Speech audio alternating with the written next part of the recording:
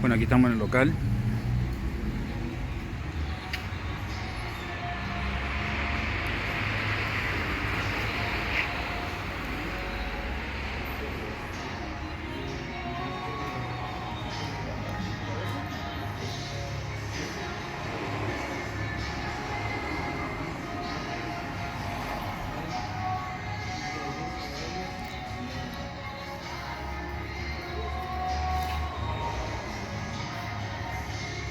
Este es un baño del local.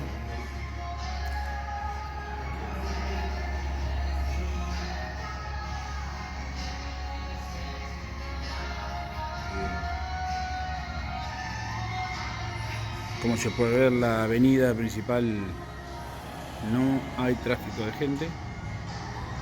Y esto es lo que más impacta en cualquier negocio.